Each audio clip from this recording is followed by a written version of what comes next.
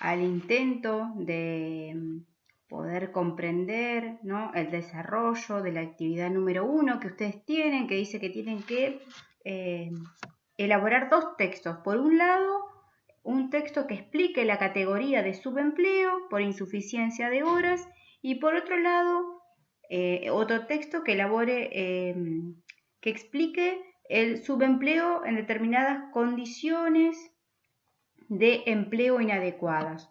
Bueno, antes de comenzar con esto, les quiero recordar o que tengamos en cuenta que el subempleo es, como siempre digo, nada de lo que sucede es casualidad. Todo sucede por algo, ¿verdad? O sea, el subempleo es un fenómeno de este proceso de globalización que venimos estudiando, como ustedes verán desde las primeras clases de este programa. ¿Por qué? Porque es algo que nos atraviesa, ¿verdad?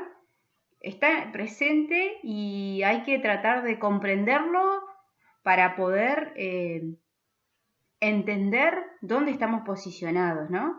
Bueno, entonces el subempleo es un fenómeno propio de los países que son subdesarrollados o que están en vías de desarrollo, que aún no han logrado resolver la existencia de los empleos informales, porque estamos hablando de subempleo, estamos hablando de un subempleo informal, por lo cual no cumple con las condiciones básicas, mínimas, ¿no?, de bienestar. Entonces acá tenemos la subocupación y el subempleo. El subempleo está dividido, podríamos decir, en dos, ¿no? O comprende dos sectores, o está comprendido en dos sectores, por la insuficiencia de horas y estacional, que es, digamos, uno de las categorías, ¿no?, que ustedes tienen que elaborar un texto. Entonces podemos decir que el subempleo está dividido en dos categorías. Una que es la insuficiencia de horas y estacional. Y el otro que es la insuficiencia de horas y ocasional. Entonces tenemos que tratar de entender cuál es la diferencia entre estacional y ocasional. Bueno, acá para poder, ya la palabra estacional nos está diciendo que esta insuficiencia de horas y estacional hace referencia a que este subempleo se da según las estaciones, ¿no? Por eso podemos ver que este subempleo se da principalmente en el sector agrícola, donde se dan la producción de distintas frutas, verduras, de materias primas serían, ¿verdad? Podemos ver ejemplos en la producción o en la recolección de olivos, en la recolección de cítricos, en la recolección de distintas frutas, ¿no? Por otro lado, también se puede dar en distintos sectores del sistema de la producción agrícola, que tiene que ver con los granos, ¿verdad? Donde cuando es la época de cosecha, por ejemplo, ¿no?, los trabajadores van a tener mayor demanda de trabajo que en época que no es de cosecha. También tenemos, bueno, acá entonces yo les sugiero que si ustedes quieren buscar, yo les voy a compartir también información respecto de los subempleos, ¿no?, que tienen que ver con esto, con la insuficiencia de horas y estacional principalmente, ¿no? Además, hay unos hechos que se han dado ahora en el 2021, ¿no?, que son bastante tristes y críticos críticos en el sentido de críticos al sistema, ¿no?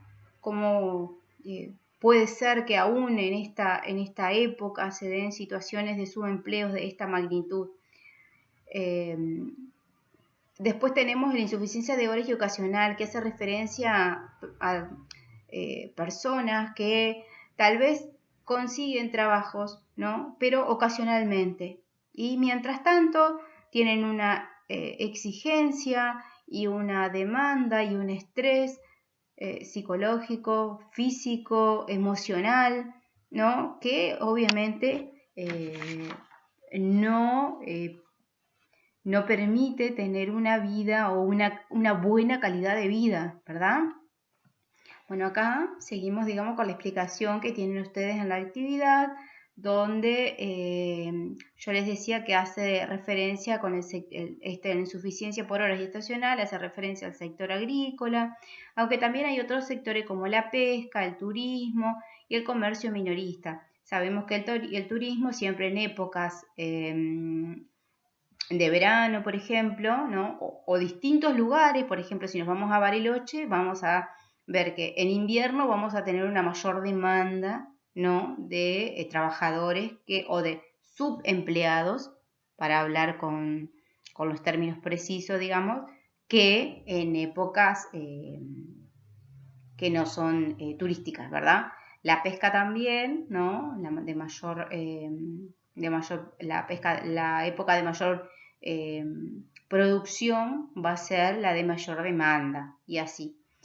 Después tenemos, bueno, acá tenemos que los trabajadores acceden a un empleo durante periodos bastante prolongados, bastante previsible en el sentido de que se sabe que en esa época va a haber una alta demanda de mano de obra, pero fuera de ella, fuera de esa época, se quedan sin trabajo.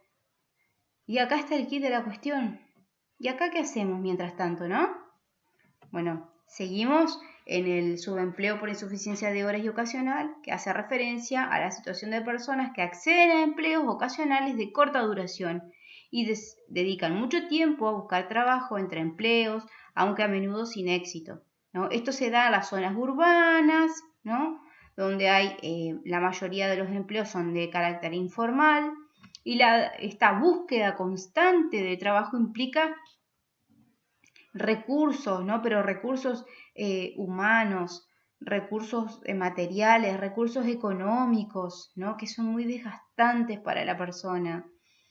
Y bueno, esto se da entre jóvenes que tienen por ahí carencias educativas o escasa experiencia laboral, ¿no? Y en un contexto de exceso de oferta de mano de obra. Y este punto, digamos, exceso de oferta de mano de obra, le suena a lo que habíamos visto de la deslocalización de las empresas que justamente, ¿no? Se trasladaban donde se dan estos casos donde hay exceso de oferta de mano de obra, por lo cual los salarios, ¿no? Donde estos empleadores pueden jugar, por decirlo de alguna manera simple, con con la mano de obra, ¿no? Con los trabajadores. Bueno, acá intentando, digamos, seguir con la síntesis de la definición del concepto de subempleo, ¿no? Dice que los ocupados desean trabajar más horas, ya sea en un empleo principal o en un secundario, y tienen una jornada inferior a 48 horas semanales. Esto, digamos, sería un porcentaje anual. Después tenemos las condiciones de empleo inadecuado, que son por ingresos o por competencias, porque tal vez una persona tiene una formación para X trabajo, pero no lo consigue. Después, esto nos lleva, ¿no? a pensar, vamos ya introduciéndonos para poder responder, para poder desarrollar, sería la palabra específica, la consigna número 2, donde ustedes tienen que formular una nota, ¿no? Desde el posicionamiento de un representante de los trabajadores de una empresa que han sufrido un gran despido, pero que a su vez los compañeros tienen que cumplir las funciones que de estos trabajadores fueron despedidos. Entonces tienen que formular una nota que esté fundamentada, donde ustedes van a colocar el motivo de la nota, las medidas, las acciones que van a tomar estos trabajadores.